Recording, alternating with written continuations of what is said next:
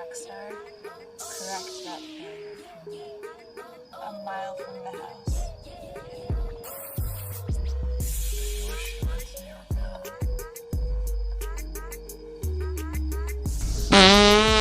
Halo para pecinta film dimanapun kalian berada. Apa kabar semuanya? Semoga kalian semua selalu dalam keadaan sehat dan dilancarkan dalam semua hal. Film berjudul Bripiman yang rilis pada tahun 2010 ini mengisahkan tentang psikepet yang terobsesi untuk menyiksa para korbannya. Dan semua korbannya itu adalah para wanita muda.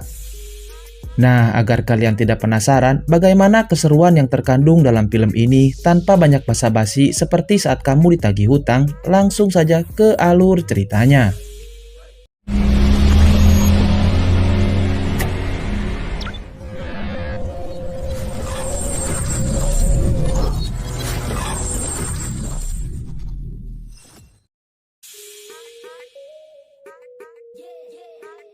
Film ini berkisah di tahun 1989. Terlihat ada seorang pria yang mengendarai sebuah mobil tua. Dia berkeliling di jalan ini dengan maksud yang sangat mencurigakan. Terlihat juga ada seorang bocil yang sedang melamun di halaman depan rumahnya. Mikirin apa sih dek? Kayak berat banget hidupnya. Diketahui bocil ini bernama Martin. Sementara itu di dalam rumah ibu Martin sangat khawatir akan anaknya itu. Karena diketahui Martin mengalami kelainan pada tubuhnya. Di mana tubuh Martin tidak bisa merasakan sakit pada fisiknya. Jadi ketika Martin terkena sayatan pisau atau tertusuk paku, maka Martin tidak bisa merasakan rasa sakit itu sama sekali. Nah, tiba-tiba pria misterius yang mengendarai mobil tua tadi menghampiri Martin. Dan pria misterius ini bernama Graham. Ia pun terus membujuk Martin agar ia mau pergi bersamanya. Dan dengan begitu santunya, Martin pun mau ikut bersama Graham. Dan tiba-tiba ibu Martin tidak lagi melihat anaknya di depan halaman rumah. Ibunya sangat cemas karena Martin menghilang dengan begitu cepat dan begitu misterius. Martin pun dibawa Graham ke sebuah rumah yang begitu menakutkan. Dan ternyata tempat ini dulunya adalah tempat penyembelihan hewan. Namun sekarang sudah tutup dikarenakan mengalami kebangkrutan. Martin pun diperlihatkan oleh Graham seorang wanita cantik yang sedang digantung. Rupanya si Graham ini merupakan sosok psikepet yang sangat gila bre. Dia begitu terobsesi untuk menyiksa para wanita. Nah, sebelum Graham menyiksa wanita itu, Graham pun memberikan sebuah sayatan pisau di pipi Martin. Martin yang memang dari awal memiliki kelainan pada tubuhnya, ia pun begitu santuy dan tidak merasakan sakit dari sayatan itu. Setelah itu Graham dengan begitu gila menyiksa wanita itu dengan begitu sadis di hadapan Martin. Yang tentu Martin begitu terkejut dan ketakutan melihat hal itu.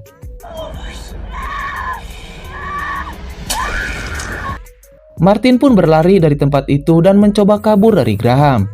Namun sayangnya Graham mengejar dan berhasil menangkapnya.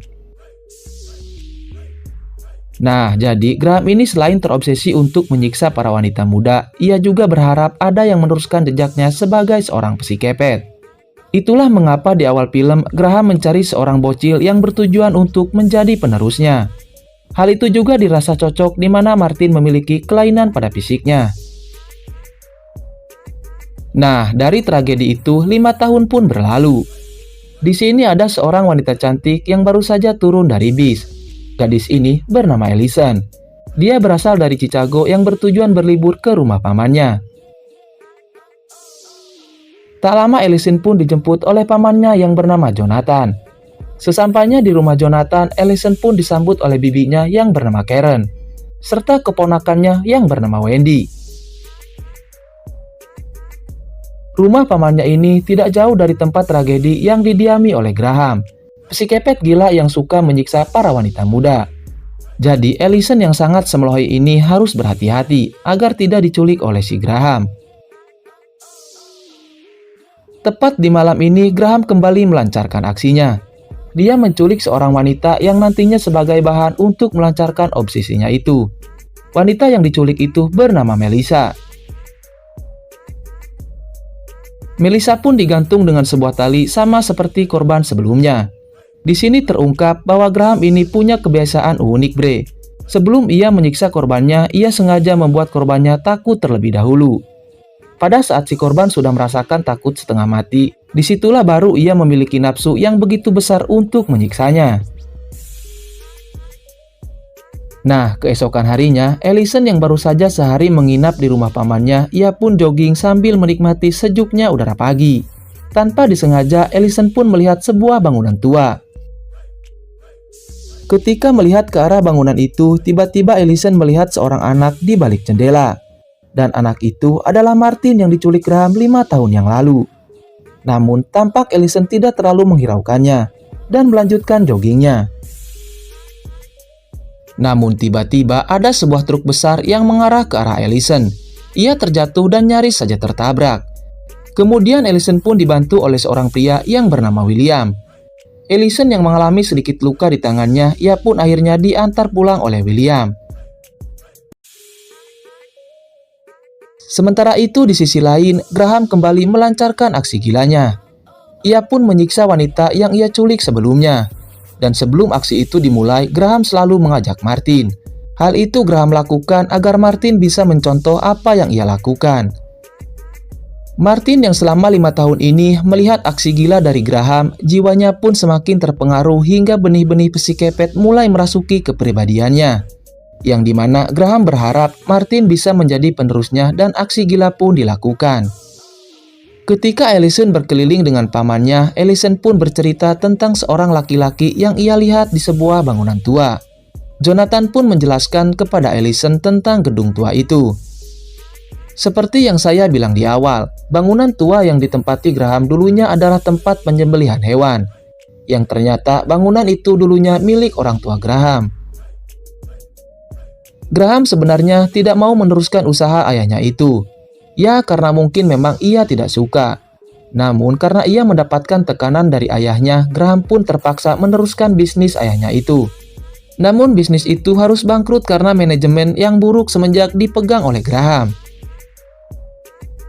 Dan dikarenakan mental Graham yang sudah rusak akibat tekanan yang ia terima dari sang ayah, ia pun stres dan menjadi gila. Sehingga ia terobsesi untuk menyiksa para wanita. Nah, seperti biasa, hari demi hari, Graham selalu menculik para wanita untuk dijadikan korban selanjutnya. Dan semua aktivitas itu selalu diperhatikan oleh Martin. Pokoknya hari-hari mereka ya begitu-begitu saja. Hingga jiwa dan mental Martin pun rusak dikarenakan selalu menyaksikan kegilaan itu. Penusukan di bagian perut, dibakar hidup-hidup, hingga ditusuk di bagian kemaluan adalah sebagian kecil dari aksi gila yang dilakukan oleh Graham terhadap para korbannya. Nah, sementara itu, Ellison yang telah mendapat kenalan baru di desa pamannya ini, ia pun diajak jalan-jalan oleh William. Dengan mobil William, mereka pun santuy di tempat ini. Dan dikarenakan telah mendapatkan rasa satu sama lain, mereka pun melakukan selebeo di dalam mobil tersebut. Namun sayangnya, aksi mereka pun harus terhenti. Ketika pamannya Ellison memergoki mereka berdua, William pun harus menahan nafsu yang bergejolak, karena Ellison dibawa pulang oleh pamannya itu. Keesokan paginya, Ellison kembali menjalankan rutinitasnya yaitu jogging. Namun saat ia jogging santuy lagi dan lagi, ia melihat Martin di balik jendela bangunan tua itu lagi. Ia yang diselimuti penasaran pun mencoba mendatangi anak itu. Namun pada saat ia akan masuk, tiba-tiba Graham keluar dengan mobil tuanya untuk mencari korban seperti biasanya. Dan Ellison hampir saja ketahuan oleh Graham. Nah, pada saat Graham sudah pergi, Ellison dengan santuynya masuk ke dalam bangunan tua itu. Ia pun melihat Martin dan mengejarnya. Namun di sini Martin terus menghindar dari Ellison. Sampai akhirnya Ellison melihat benda-benda misterius di dalam bangunan tersebut. Dan benda itu adalah alat yang biasa digunakan Graham untuk menyiksa para korbannya. Di tempat ini juga Ellison mendapati daftar orang hilang yang menjadi korban Graham. Termasuk anak hilang yang diculik oleh Graham 5 tahun yang lalu, yaitu si Martin. Ellison pun mencoba untuk membawa Martin keluar dari bangunan itu. Namun tiba-tiba datanglah Graham yang langsung memukul Ellison hingga ia pingsan.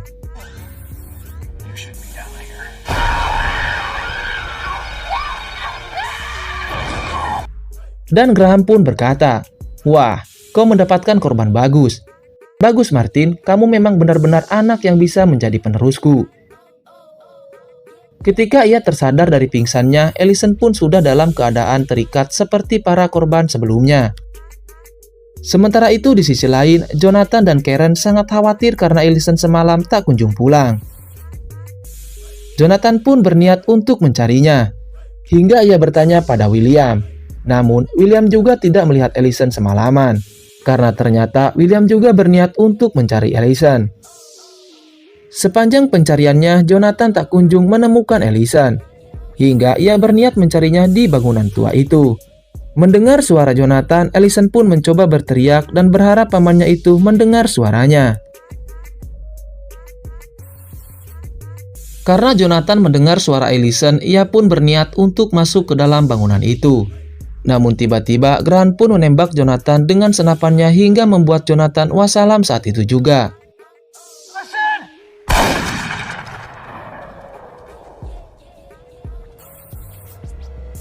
Dikarenakan Allison terus berteriak sampai terdengar keluar, Graham pun memasukkan Allison ke dalam ruang pendingin yang kedap suara, sehingga tak ada orang yang bisa mendengar teriakan Allison. Tak berselang lama William yang melihat mobil Jonathan, ia pun berhenti di halaman bangunan tua itu. Dikarenakan ia penasaran, ia pun masuk ke dalam. Pada saat di malam, alangkah terkejutnya ia ketika melihat Allison yang terkurung di sebuah ruangan pendingin. Ia pun berusaha untuk mengeluarkan Allison. Namun sayangnya, Graham yang melihat aksi itu langsung menghabisi William tepat di hadapan Allison.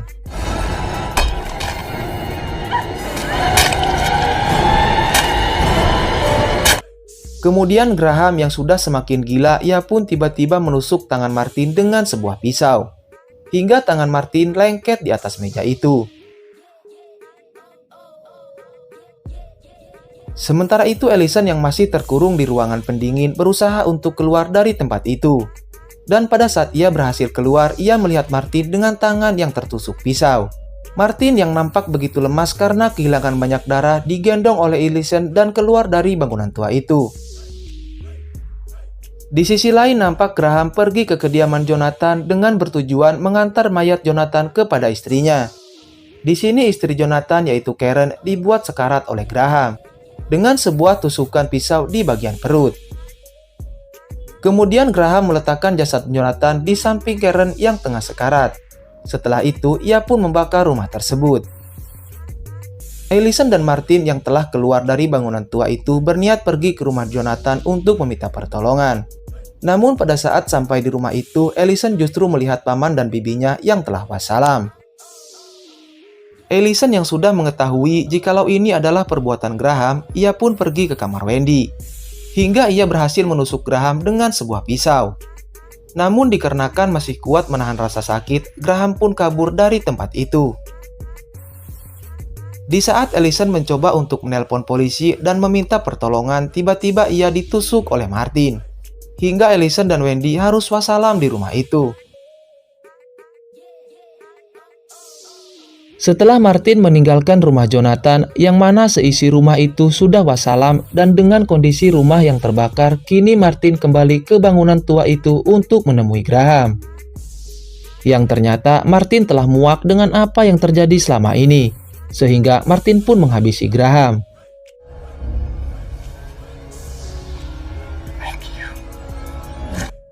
Kemudian keesokan harinya, polisi pun melihat rumah Jonathan yang telah menjadi debu. Begitu juga dengan mayat yang ada di dalamnya. Di sini polisi mengidentifikasi kalau kejadian ini adalah kecelakaan kompor gas, sehingga orang yang ada di rumah ini tidak bisa keluar dan tewas di dalam rumah itu. Benar-benar identifikasi yang simpel sekali. 5 tahun setelah peristiwa itu, kini Martin yang telah tumbuh dewasa kembali melanjutkan apa yang telah dilakukan oleh Graham di bangunan tua ini. Ia pun menjadi psikopet penerus Graham. Nah, ketika ada wanita muda yang masuk ke dalam bangunan tua itu, film pun selesai. Di akhir film sudah dipastikan nasib wanita itu akan menjadi korban keberingasan Martin seperti apa yang dibuat Graham pada korban-korbannya.